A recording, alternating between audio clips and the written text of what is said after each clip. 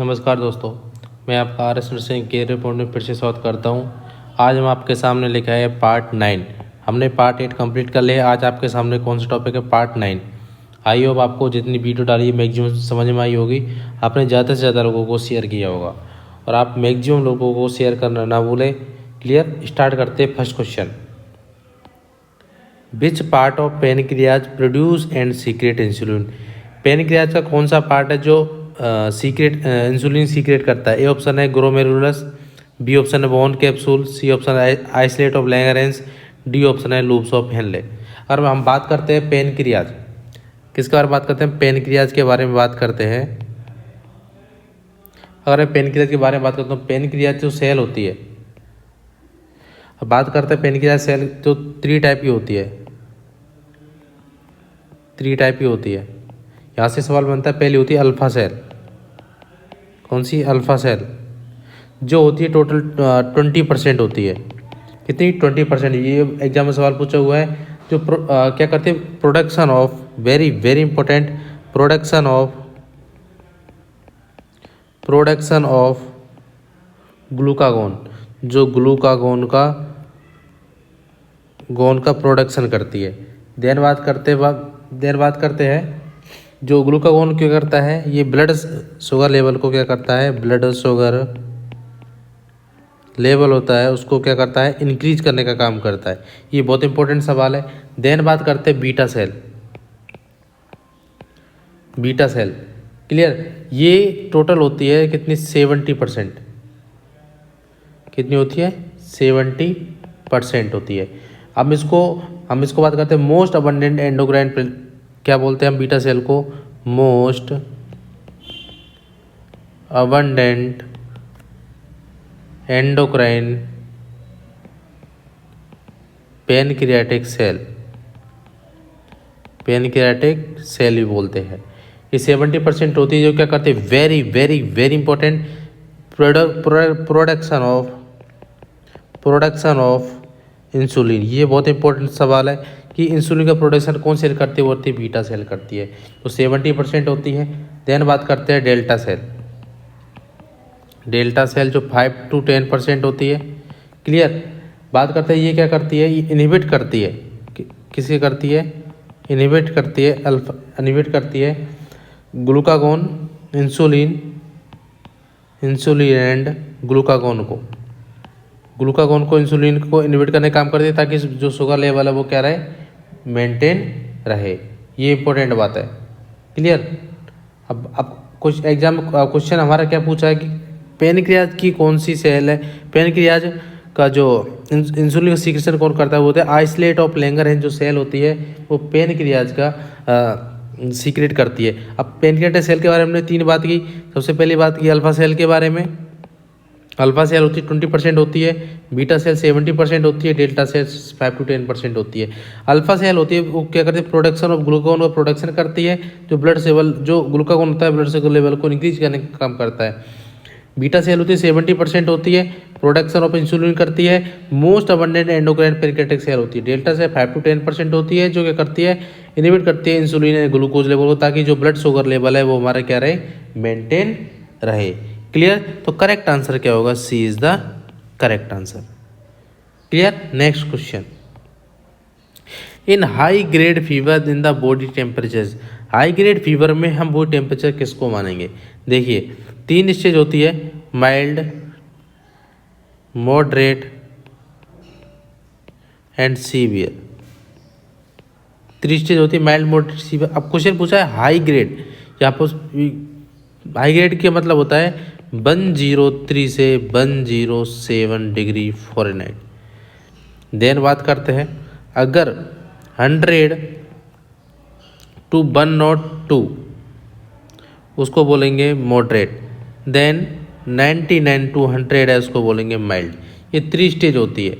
Clear? अब question पूछा high grade fever किसको बोलते हैं? तो 130 से 107 को हाई ग्रेड फीवर बोलते हैं। ये बात करते हैं more than very high grade fever, इसको क्या बोलें? वेरी हाई ग्रेड फीवर बोलते हैं। तो करेक्ट आंसर हमारा क्या होगा सी। इस क्वेश्चन में पूछा हाई ग्रेड फीवर पूछा है, माइल्ड होता है 90 से 100 डिग्री फ़ारेनहाइट, देन मॉडरेट होता है 100 से 100 डिग्री फ़ारेनहाइट, और सीवियर होता है 103 से 107 डिग्री फ़ारेनहाइट। और जो अगर मोर देन 175 है तो वेरी हाई ग्रेड फीवर बोलते हैं। क्वेश्चन कुछ clear. Question next question, which of the following is not a endocrine gland, कौन सी एंडोक्राइन ग्लैंड नहीं है। तो क्वेश्चन का पूछा नोट पूछा है, तो पिट्यूटरी ग्लैंड होती है, एंडोक्राइन ग्लैंड होती है, बिल्कुल सही बात है। पैराथायरॉइड भी होती है, पेनक्रियाज होता है, लेकिन जो हाइपोथैलेमस है वो एंडोक्राइन ग्लैंड नहीं होती है। तो करेक्ट आंसर हमारा क्या होगा डी हो गया। देखिए हाइपोथैलेमस है, हाइपोथैलेमस क्या करता है two main very very important to maintain या regulate body temperature.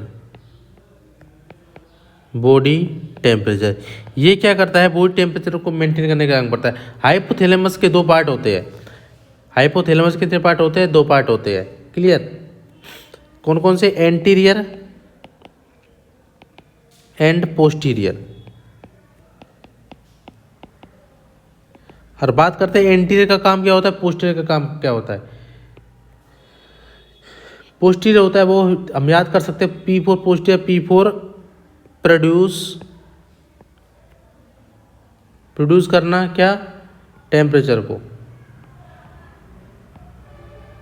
Then anterior काम होता है लॉस ऑफ टेम्परेचर, टेम्परेचर को लॉस करने का काम करता है, लॉस ऑफ टेम्परेचर।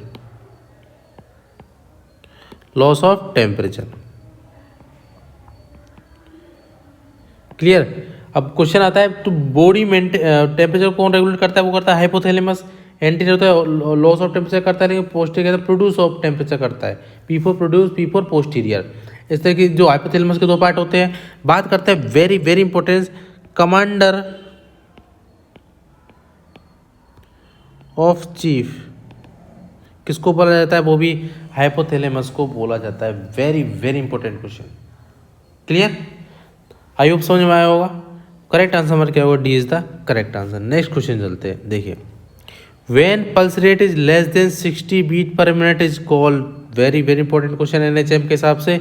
अगर पल्स रेट 60 से कम हो रही है उस कंडीशन को क्या बोलेंगे, उस कंडीशन को देखिए जो टेकीकार्डिया होता है। मैंने पिछली वीडियो में बताया था नॉर्मल हमारी पल्स रेट की बात करता हूँ, अभी हम आंसर निकालें। नॉर्मल पल्स रेट की बात की हमने, नॉर्मल पल्स रेट कितनी होती है, वो होती है 60 to 100 बीट पर मिनट, ये हमारी नॉर्मल पल्स रेट होती है। और मैंने बात की थी अगर पल्स रेट लेस देन 60 हो रही है, लेस देन हो रही है, उसको बोलते हैं हम ब्रेडिकार्डिया। देन मोर देन 100 हो रही है, मोर देन 100 है पल्स रेट, तो उसको बोलते हैं हम टेकीकार्डिया। क्लियर। अब क्वेश्चन में पूछा है पल्स रेट लेस देन कितनी 60 कम हो रही है, इसको बोले हम ब्रेडिकार्डिया। ऑप्शन देखिए ब्रेडिकार्डिया का ए is the correct answer.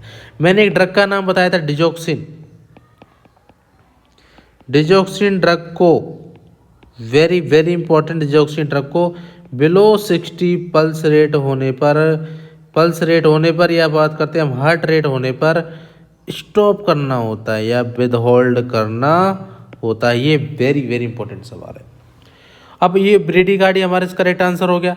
Tachycardia हमने एलिमिनेट कर दिया कि 100 ज़्यादा। अब दो ऑप्शन है ब्रेडीपिनिया, टेकीकार्डिया, सॉरी यहाँ पर टेकीकार्डिया टेकीपीनिया बोल दो, पीनिया, ठीक है, इस कार्डिया को हटा दो। अब बात करते दो शब्द हमारे ब्रेडीपिनिया, टेकीपीनिया। अब इनके बारे में बात करते हैं। देखिए जो टेकीपीनिया क्या होता है, देखिए हमारा नॉर्मल रेस्पिरेशन होता है, नॉर्मल रेस्पिरेशन कितना होता है 12 to 20 ब्रीथ पर मिनट, कितना ब्रीथ पर मिनट। अगर लेस देन 12 हो रही है तो उसको हम क्या बोलेंगे, ब्रेडीपीनिया। क्या बोलेंगे, bradypnea. Then more than 20 pulse rate हो रही है उसको बोलते हैं टेकीपीनिया। क्लियर। तो ये भी हमारा डाउट क्लियर हो गया। इससे हमने 4 सवाल को सॉल्व कर लिया इस क्वेश्चन से, ठीक है। यहाँ पर एक इंपॉर्टेंट सवाल बनता है, वेरी वेरी इंपॉर्टेंट, रीडिंग भी यहाँ से, अगर हमारी जो रेस्पायरेशन है बिलो 12 हो रहा है रेस्पायरेशन ब्रीथ पर मिनट के हिसाब से, तो हम जो मॉर्फिन ड्रग है उसको कॉन्ट्रा इंडिकेट करते हैं, मीन्स उसको हम देते नहीं है। अब बात करते हैं मॉर्फिन का एंटीडोट क्या होता है, यहाँ से भी इम्पोर्टेंट सवाल बनता है, वो होता है नैलेक्सोन। मॉर्फिन का एंटीडोट क्या होता है, नैलेक्सोन। मॉर्फिन को हमेशा और एग्जाम सवाल पूछता है किसके साथ डाइल्यूट करके देना चाहिए, तो नॉर्मल सलाइन के साथ हमें डाइल्यूट करके देना चाहिए। क्लियर। तो करेक्ट आंसर हमारे इसके अंदर क्या हो, जब पल्स रेट लेस देन 60 उसको बोलते हैं bradycardia. Clear. Next question, decrease amount of oxygen in blood known as, very very important question. अगर डिक्रीज अमाउंट हो रहा है ऑक्सीजन का ब्लड के अंदर, उसको बोलेंगे क्या बोलेंगे। ए ऑप्शन है hypoxia, B option hypocapnia, C option है हाइपोक्सिया, डी ऑप्शन हाइपरकैप्निया। हम चारों ऑप्शन को एलिमिनेट करने की कोशिश करेंगे। पहला है हमारे पास हाइपोक्सिया। हाइपोक्सिया का मीन्स क्या होता है कि ऑक्सीजन अमाउंट कम हो जाता है, डिक्रीज हो जाता है। किसके अंदर डिक्रीज हो गया, देखिए किसके अंदर डिक्रीज हो गया, लंग्स एंड सेल टिश्यू के अंदर, उसको बोलते हैं हम क्या, हाइपोक्सिया। हमने बात की हाइपोकैप्निया। हाइपोकैप्निया क्या होता है, नॉर्मल जो हमारे तो 35 less than 35 mm of Hg carbon dioxide कम, उसको बोलते हैं हाइपोकैप्निया। नॉर्मल CO2 की बात करते हैं तो कितनी होती है, 35 से 45 mm of Hg। Clear. Hypoxia क्या होता है, हाइपोक्सिया में क्या होता है, O2 amount decrease in lungs and blood. Clear. Hypercapnia क्या होता है, more than 45 mm of Hg carbon dioxide. Normal carbon dioxide CO2 की बात करते हैं तो 35 से 45 mm ऑफ Hg होता है। क्लियर। अब क्वेश्चन में क्या पूछा है, देखिए decrease amount of oxygen in blood, कहाँ पर हो रहा है, ब्लड के अंदर हो रहा है। तो देखिए ब्लड कहाँ है, decrease lungs and blood. Correct answer क्या होगा हमारा, C is the correct answer. ये आप स्क्रीनशॉट ले सकते हैं, ऐसे सवाल बहुत इंपॉर्टेंट बनते हैं। हाइपोक्सिया क्या होता है, देखिए O2 अमाउंट डिक्रीज हो रहा है कहाँ पर, लंग्स एंड सेल टिश्यू के अंदर। लेकिन हाइपोकैप्निया क्या है, 35 mm ऑफ Hg से कार्बन डाइऑक्साइड कम हो जाना। हाइपोक्सिमिया लंग्स एंड ब्लड के अंदर, हाइपरकैप्निया मोर देन 45। क्लियर। ऐसे एग्जाम में सवाल बहुत इंपॉर्टेंट सवाल बनते हैं। क्लियर।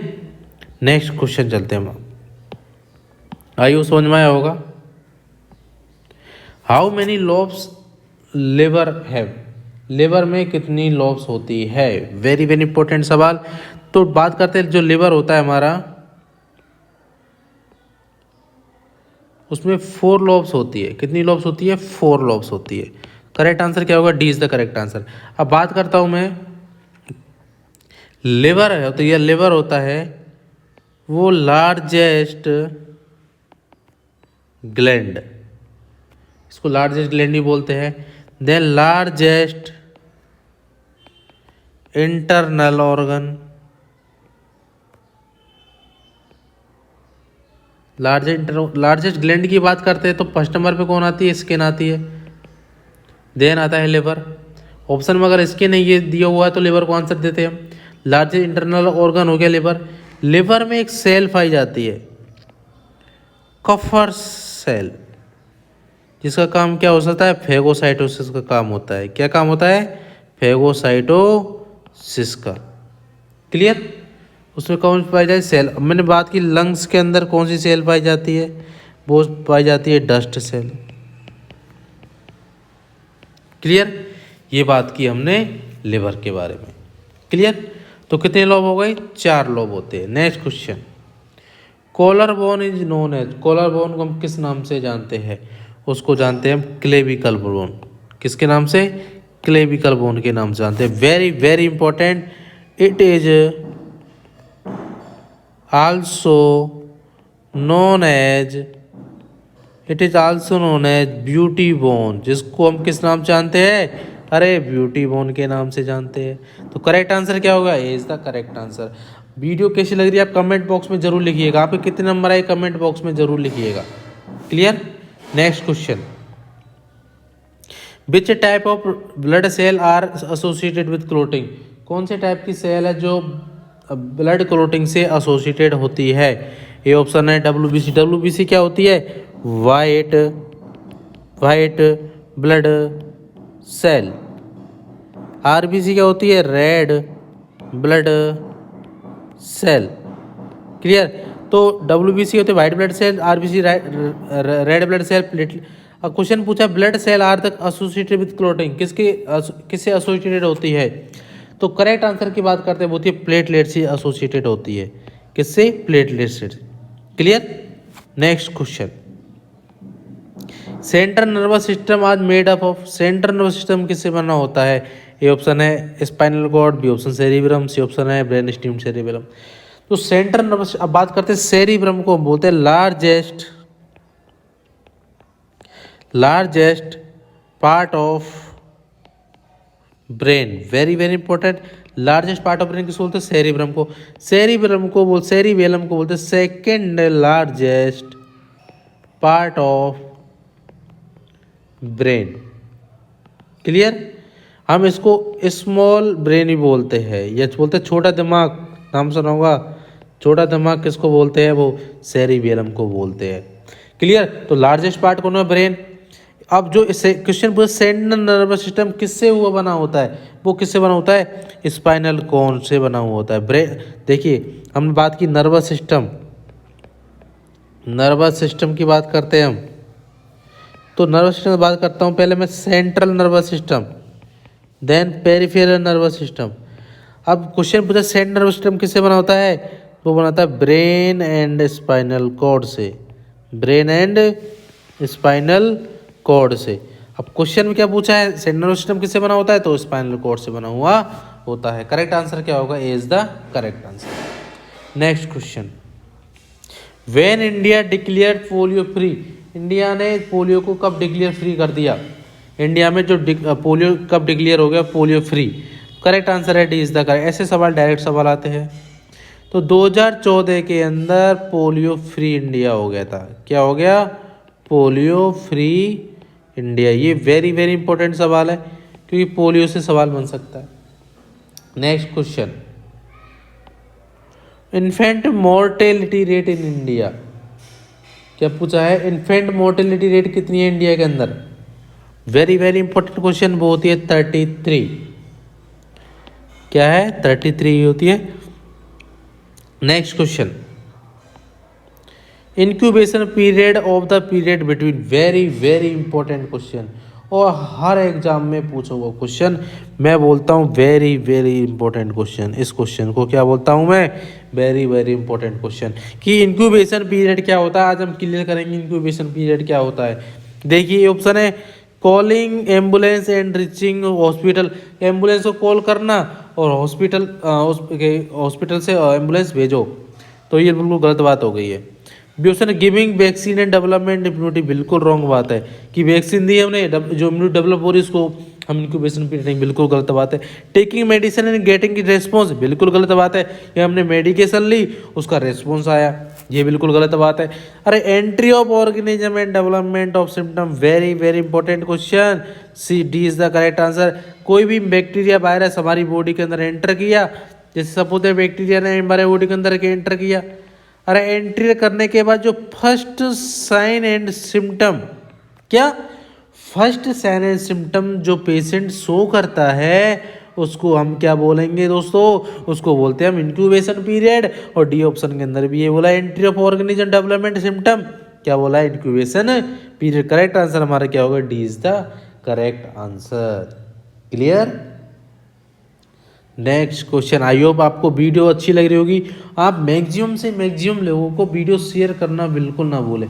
आप वीडियो को जितना शेयर करेंगे, आप लोग किसी के घर में आपकी वजह से खुशी आ सकती है, उसको कुछ हद तक उस वीडियो का फ़ायदा मिल सके।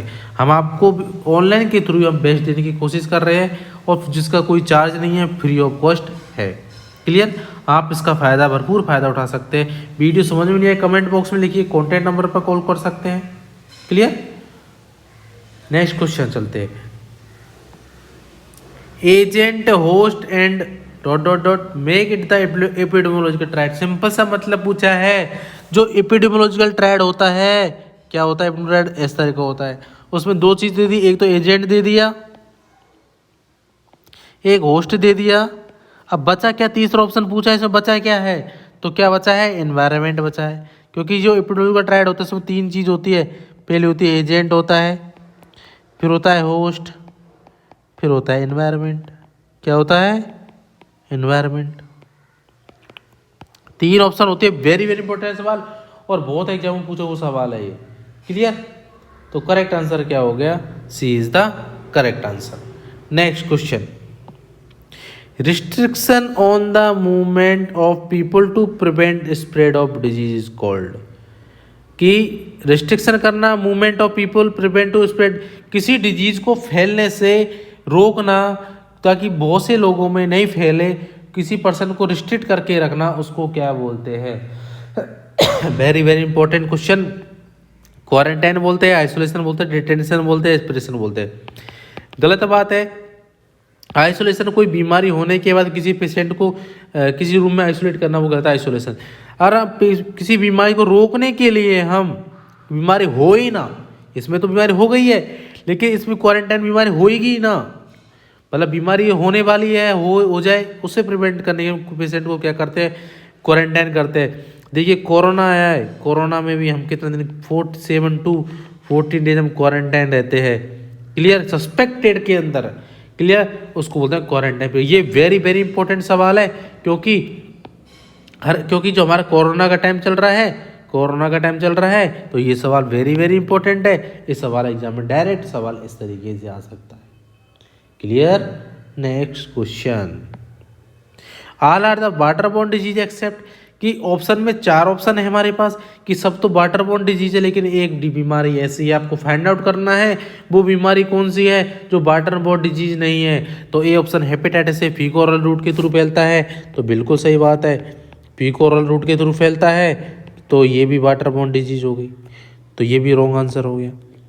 टाइफाइड फीवर भी होता है, वो भी वाटरबोर्न बीमारी है, तो वो भी उसके थ्रू फैलता है। डिसेंट्री भी उसके थ्रू फैलता है, लेकिन ट्यूबरक्लोसिस होता है, उसका कॉजेटिव ऑर्गेनिज्म होता है, वो होता है दोस्तों Mycobacterium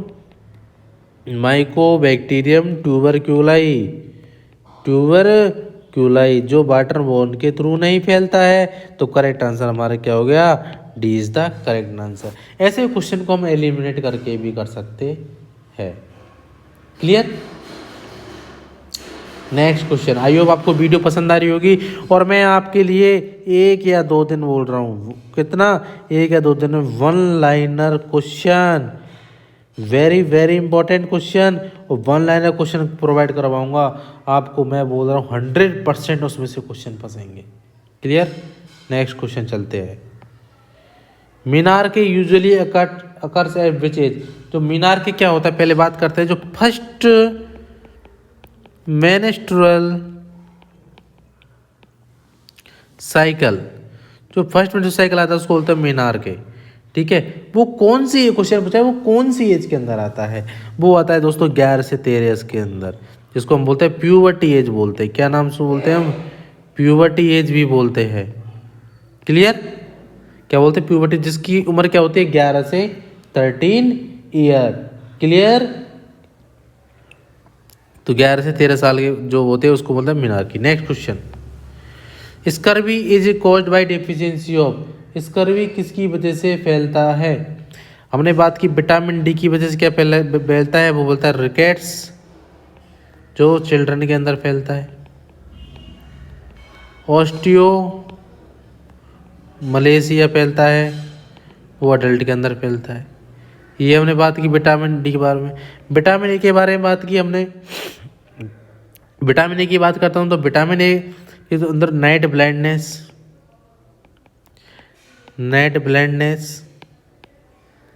and white out spot फैलता है, वाइट आउट स्पॉट होता है। विटामिन बी की वजह से बहुत बीमारी होती है, like that very pernicious anaemia, iron deficiency anaemia, इस तरीके की बहुत बीमारी होती है विटामिन बी के थ्रू। वो B1 के पार्ट में मैंने पिछली वीडियो के अंदर डाला हुआ है। विटामिन सी की वजह से क्या होता है, स्कर्वी होता है।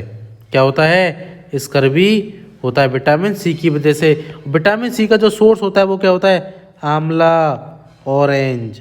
ये वेरी इंपॉर्टेंट है। आंवला ऑरेंज क्या होते हैं, सोर्स होते हैं। क्लियर। नेक्स्ट क्वेश्चन, तो करेक्ट आंसर हमारा क्या हो गया, D is the correct answer. जो विटामिन सी है वो किसके उसकी स्कर्वी है, विटामिन सी की कमी की वजह से होता है। Next question, what is the neonatal period. Neonatal period किसको बोलेंगे, 0 से 7 डेज, 0 से 14 डेज, 0 से 21 डेज, 0 से 18 डेज। तो करेक्ट आंसर की बात करते हैं, वो किसको बोलते हैं, 0 से 80 डेज को हम बोलते हैं नियोनेट। क्या बोलते हैं, नियोनेट। 0 से 8 दिन। अगर बच्चा 28 डेज से 1 ईयर का है उसको हम क्या बोलेंगे, इन्फेंट। और बाकी का मैंने आप वीडियो के अंदर पढ़ा हुआ, वहाँ जाके देख सकते हैं। अब नियोनेटल पूछा, 0 से 7 डेज को हम क्या बोलते हैं, न्यू बॉर्न बोलते हैं। क्या बोलते हैं, 0 से 7 दिन बच्चे को न्यू बॉर्न। जो ये टाइम होता है इसमें बच्चा किसमें, हाइपोथर्मिया में जाने के चांस रहते हैं। और हाइपोथर्मिया बच्चों के अंदर हम हाइपोथर्मिया को क्या बोलते हैं बच्चों के अंदर, silent killer disease. Silent killer disease के नाम से जानते हैं। Clear.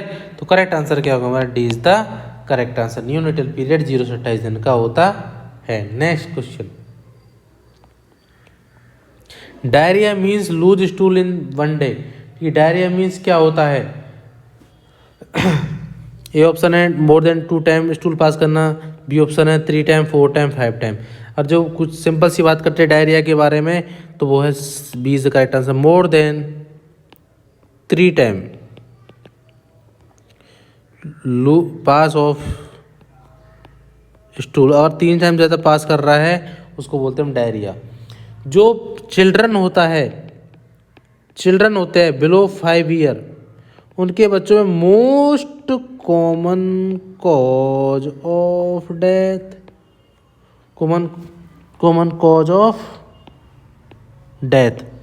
Most common cause of death क्या होता है, वो होता है डायरिया। और जो नियोनेट होते हैं, इन्फेंट होते हैं, उनके अंदर क्या होता है, वो होता है प्री मैच्योरिटी। क्या होता है, प्री मैच्योरिटी। करेक्ट आंसर क्या होगा, B is the correct answer. Next question, who can provide kangaroo mother care. Kangaroo mother care कौन कौन प्रोवाइड करवा सकता है, बताइए। कोई कंगारू मदर केयर कौन प्रोवाइड कर सकता है। ए ऑप्शन है मदर, फादर, ग्रैंडफादर, डी। अगर देखिए ये वेरी इंपॉर्टेंट सवाल है, इसको बहुत से स्टूडेंट कन्फ्यूजन देता है, सर माँ पिलाती है, पापा पिलाते हैं, दादा दादी कौन पिलाता है। आज के लिए करते हैं, जो KMC है वो कंगारू मदर कोई भी पिला सकता है, फैमिली रिलेशन में हो, फैमिली वाला कोई पिला सकता है। तो ए भी सही है, बी भी सही है, सी भी सही है, डी भी सही है। करेक्ट आंसर क्या होगा हमारा, D is the correct answer. तो जो बच्चों को जो KMC कौन प्रोवाइड कर सकता है, कंगारू मदर केयर कौन प्रोवाइड करा सकता है, तो कोई भी प्रोवाइड करा सकता है। तो करेक्ट आंसर हमारा क्या होगा, D is the correct answer. Next question, PCV vaccine given to protect against. PCV vaccine किससे प्रोटेक्ट करने के लिए दी जाती है, वेरी इंपॉर्टेंट क्वेश्चन, कि किससे प्रिवेंट करने के लिए दी जाती है, वो दी जाती है हम निमोनिया से प्रिवेंट करने के लिए। करेक्ट आंसर हमारा क्या होगा, C is the correct answer. ऐसे क्वेश्चन एग्जाम में डायरेक्ट क्वेश्चन आते हैं, आप डायरेक्ट आंसर दे सकते हो। नेक्स्ट क्वेश्चन चलते हैं। आई होप आपको वीडियो अच्छी लग रही होगी। आप मैक्सिमम लोगों को शेयर करना ना भूलें।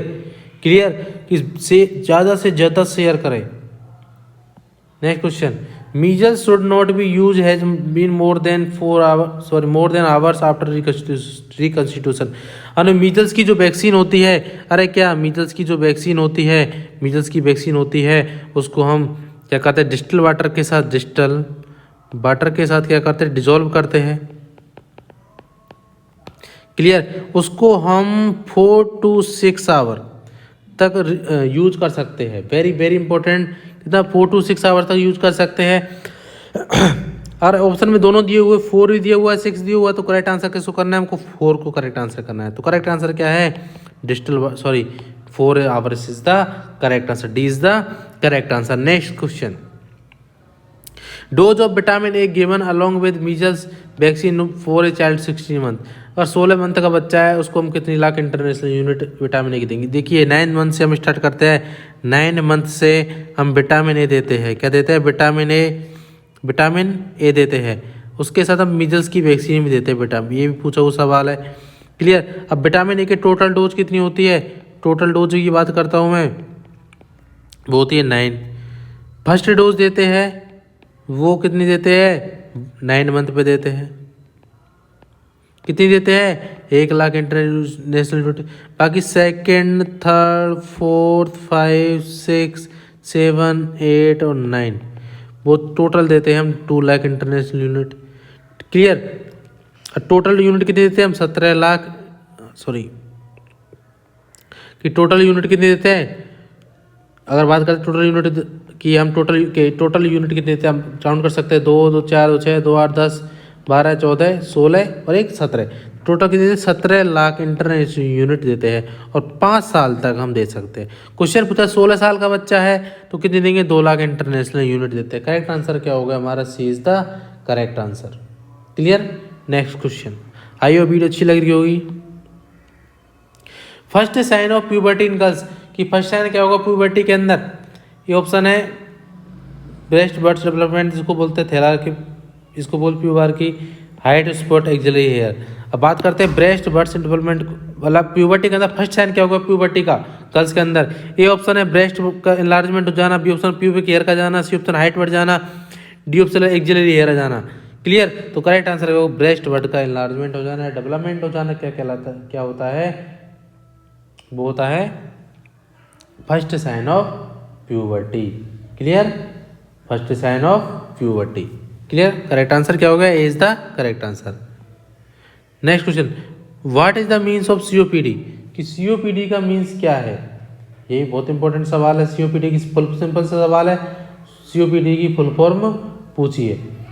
अब बात करते हैं सीओपीडी की फुल फॉर्म क्या होती है, वो होती है chronic obstructive pulmonary disease. C is the correct answer, chronic obstructive pulmonary disease. Clear, next question, stroke is caused by, stroke का कारण क्या होता है, lack of blood supply to cerebral blood vessel, सही बात है। Lack of blood supply to carotid artery, गलत बात है। Lack of blood supply to coronary artery, बिल्कुल गलत बात है। A is the correct answer. जो स्ट्रोक होता है क्या होता है, कि ब्लड की सप्लाई कम हो जाना, कहाँ पर, सेरिब्रल ब्लड वेसल्स के अंदर, उसको बोलते हैं हम स्ट्रोक बोलते हैं। क्लियर, आज के लिए इतना ही। अब हम नेक्स्ट वीडियो के अंदर देखिए, ये बहुत इंपॉर्टेंट बात है, सुनिए सब लोग, कि ये वन लाइनर लाने की कोशिश करूँगा। Question maximum 500 to 1000, 1000 one liner question करवाने की कोशिश करूँगा, ताकि आपको एग्जाम में 99% फ़ायदा मिले। 100% की गारंटी नहीं दे सकते, लेकिन 99% आपको एग्जाम में फ़ायदा मिलेगा इस वीडियो को देखने के बाद। और आप ज़्यादा से ज़्यादा लोग वीडियो को शेयर करना बोले। जब तक के लिए जय हिंद, जय भारत, और थैंक यू सो मच पूरा वीडियो देखने के लिए, और मिलते हैं नेक्स्ट वीडियो के साथ। Thank you so much.